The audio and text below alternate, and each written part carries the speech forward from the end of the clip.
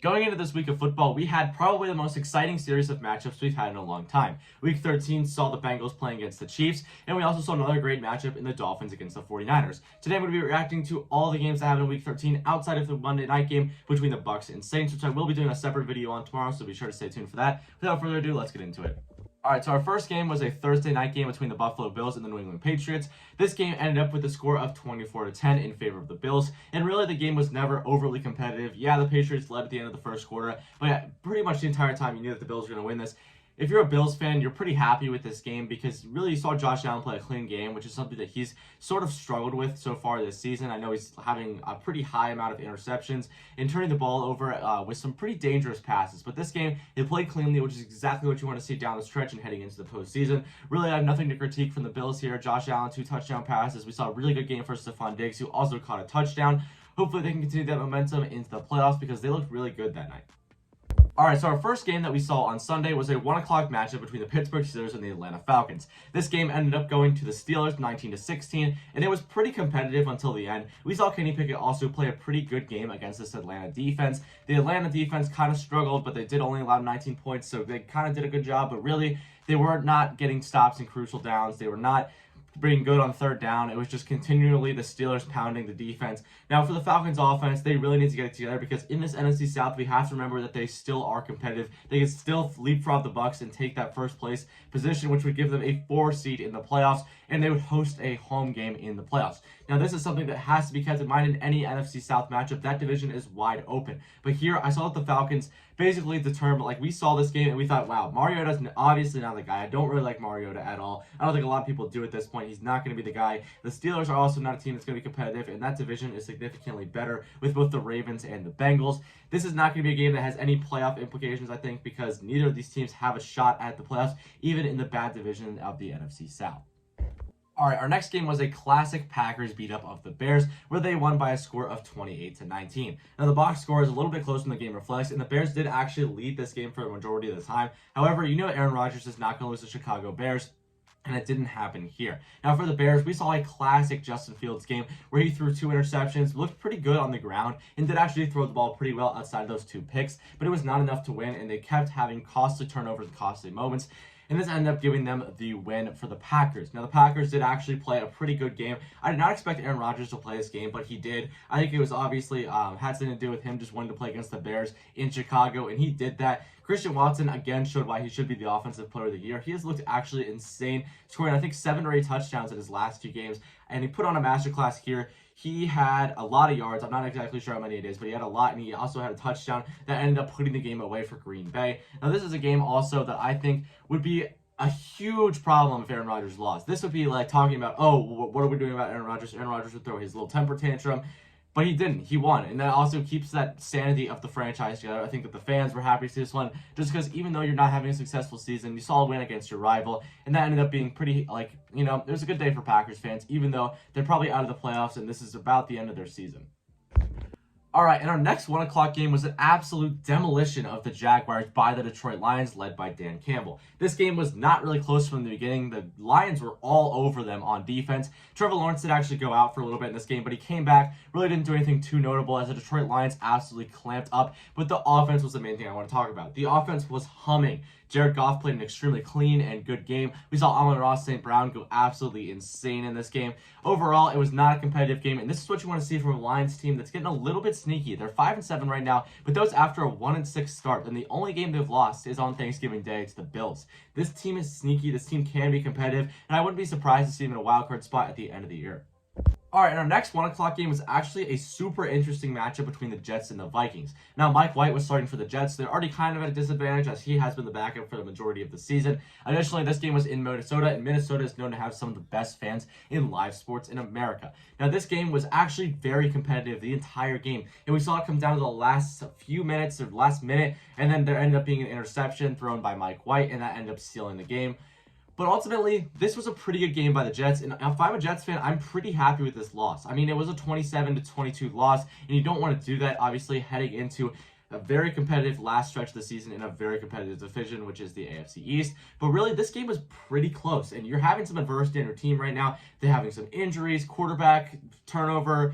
You're playing, obviously, in one of the harshest environments in the NFL.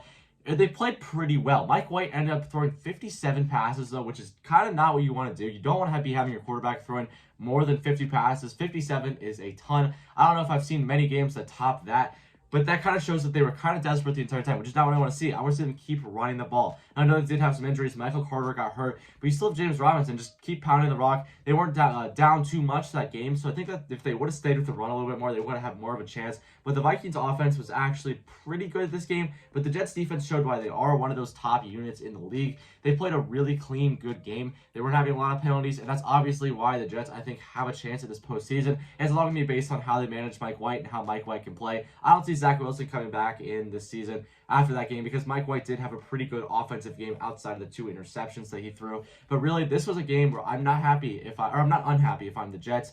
And if I'm the Vikings, I'm not too comfortable with this win. He should have won by more, I think, even though the Jets are a good team. All right, this next game was one of the ones that I was very excited to talk about, and that was a tie between the Washington Commanders and the New York Giants. Now, this game, I would be so disappointed if I'm a Giants fan because I feel like this was the game where I figured out, wow, the Giants are pretenders. They started off really hot, but this is about the end of their season. I mean, obviously, they still are going to probably make the playoffs. They have a chance at it, but they need to start winning games, and they need to start winning games fast. I don't think Daniel Jones is a quarterback that's going to do anything in the playoffs. And I don't see this team being a playoff team like we thought earlier in the season. Now, they can definitely make it, but are they going to make a difference in that NFC? Probably not, especially with the division as loaded as they are. They have a pretty tough schedule from here on out. So I don't see them being a huge competitive issue for any team in the playoffs or even at the end of this season.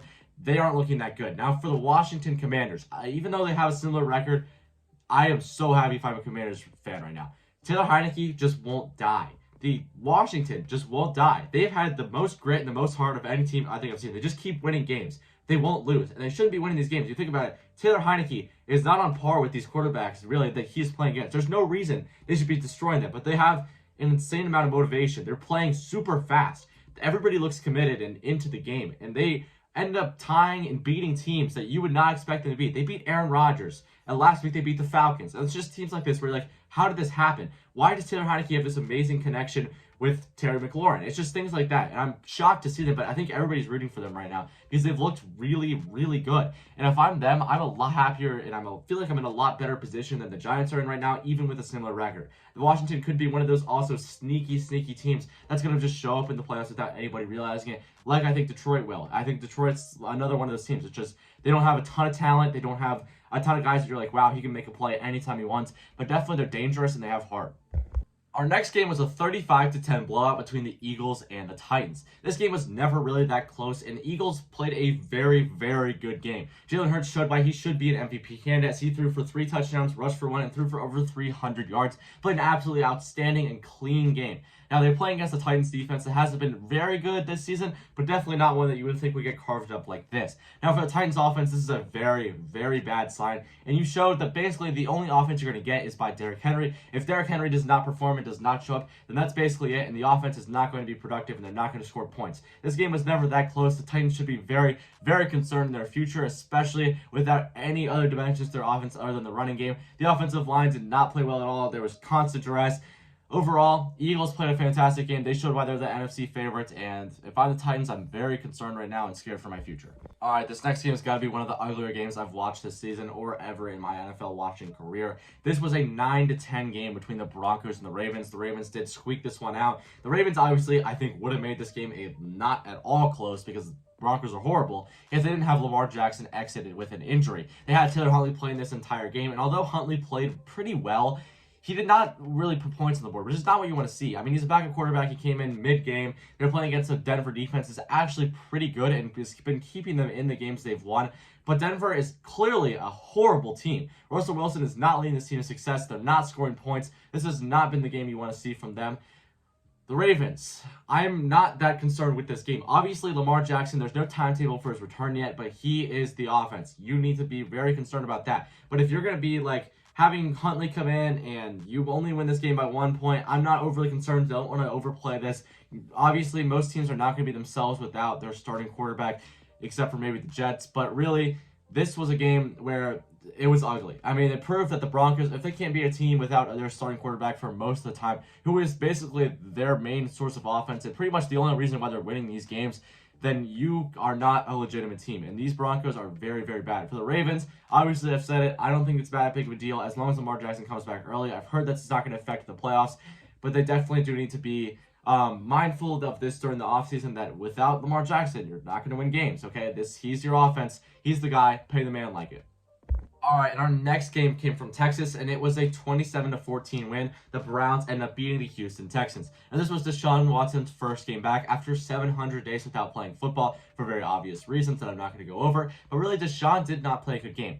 Was this a huge concern for Browns fans? No, I don't think it is at all. Deshaun played his first game back, and it's been a while. He's playing a new offense and a new system. You can't expect him to be throwing 300 yards and scrambling and doing everything that he was doing before in his first game back. Now, the Browns did squeak out this victory, but this is a game, I know the Browns, I saw their Instagram, and they were getting cocky about their win, and I'm like, okay, you're playing against the worst team in the NFL. This is a high school caliber team. You can't brag about that win. Really, their offense didn't do anything. Their defense scored a touchdown, and they had a special teams touchdown on a punt return from DPJ. But this is not a game where you should be proud of winning. There's 29 other NFL teams in this week that you lose against.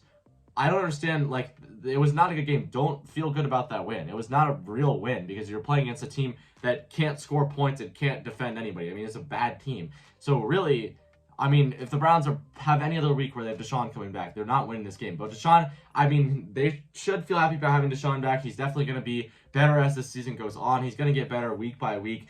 Jacoby Brissett, I think, wins that game by more even because he hasn't been too bad this season. But really, Deshaun Watson's going to be the guy from here on out. Obviously, they're paying him like it. He needs to be pretty sharp in these next coming weeks, especially if they're going to try to make a playoff push towards the end of the season. They're 5-7 right now, so it really needs to probably win out at this point. But we'll see what happens there. But Deshaun, I wouldn't be too concerned about Deshaun's poor performance. It's not that big of a deal, especially since he hasn't played football in forever.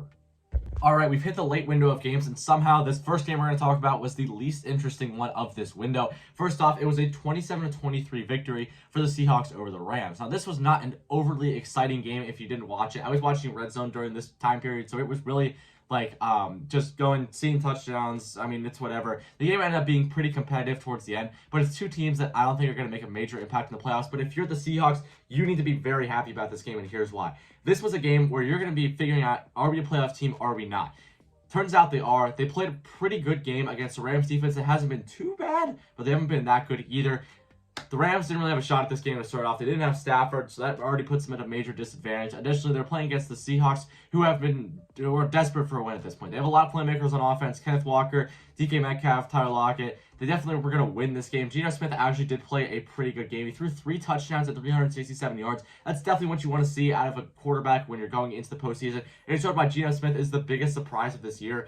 And really, if you're the Seahawks, I'm really happy on Monday after that victory because here's the thing. As bad as it is, Garoppolo went down in the 49ers game and his season is done. Meaning that Trey Lance went down earlier this season, so they're stuck with Mr. Irrelevant at quarterback. So this makes the NFC West pretty wide open.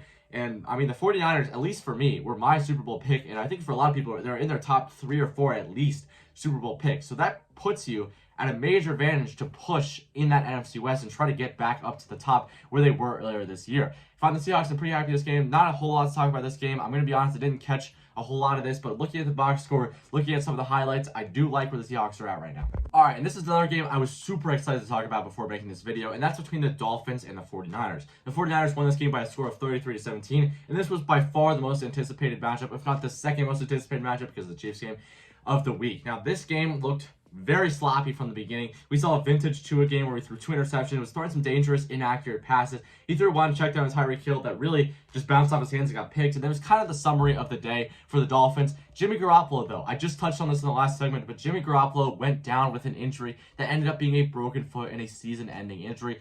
Horrible news for 49ers fans. I had them winning the Super Bowl for the last couple weeks now. Watching them, looking at their talent, I was like, wow, this team is Super Bowl bound. Jimmy Garoppolo is a winning player. But now, yikes, they have Brock Purdy at quarterback. Not sure how that's going to go. I definitely see them still being a playoff team. Their record is still good enough. They've won 8 games. Really, Brock Purdy just has to be a game manager at this point because if he could score points, he can the 49ers defense is the best unit in the league right now. They're not allowing points, and they played against a very, very good Dolphins offense and forced 2 turnovers and didn't let them have their way the entire game. So if really they can just make Brock Purdy a game manager or Josh Johnson got elevated for the practice squad. I don't know what their opinion is on him as opposed to Purdy, but if Purdy can be that Carson Wentz in Indianapolis, you know what I'm talking about, where he's handing the ball off a lot, makes easy throws. They can do that. They can still be a competitive team, but losing Jimmy Garoppolo is gonna, I think, kill their chances at the Super Bowl that I really, really liked for them because they looked pretty good this entire season. Now, hopefully they can still do okay because I think they still do have a shot, but it definitely makes it to the AFC is the dominant conference, and I think there will be an AFC team winning the Super Bowl without a doubt this season.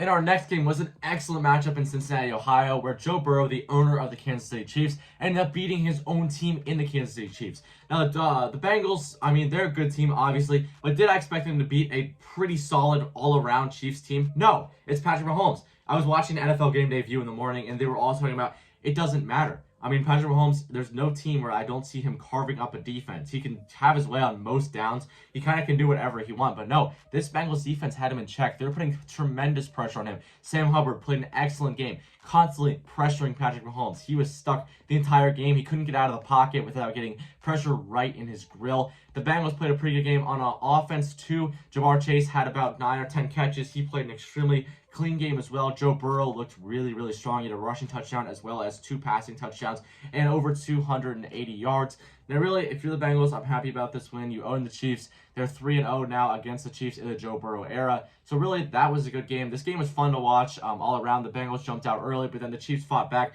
Travis Kelce was absolutely boxed up this game, which is what you want to see if you're the Bengals heading into the postseason. We can guard their playmaker. That's what the Bengals wanted to show. They put Patrick Mahomes and Travis Kelce in a box, and this ended up being a game for the books in favor of the Bengals.